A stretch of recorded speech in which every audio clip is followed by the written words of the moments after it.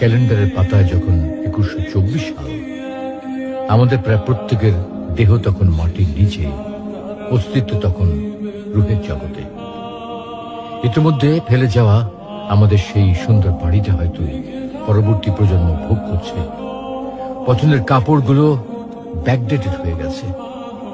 শখের গাড়িটা হয়তো অন্য কেউ চালাচ্ছে, আর আমায় খুব কম জনের স্মরণে রেখেছে হয়তো হয়তো কেউ ভাবেও না। হাতে তাদের সময় নেই, যাদের জন্য এত কিছু করতে করতে নিজের জীবনটাই শেষ করে দিয়েছিলাম। আচ্ছা আচ্ছা, বাস্তবতার এই জীবনে আপনি আপনার দাদার দাদাকে কতবার স্মরণ করেন?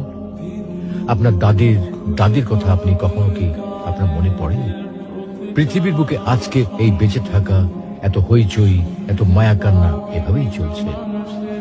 গত হওয়া অসংখ্য প্রজন্মকে টপকে আমরা এই জীবন লাভ করেছি। তেমনিভাবে আগামীতে অসংখ্য প্রজন্মের ভিড়ে হারিয়ে যাবে আমাদের এই জীবন। কিন্তু খুব কম লোকই সময় পায় ফেলে যাওয়া জীবনটা একটু ফিরে দেখার। বাস্তবতা হচ্ছে এই জীবনটা আমাদের কল্পনার চেয়েও অনেক অনেক ছোট।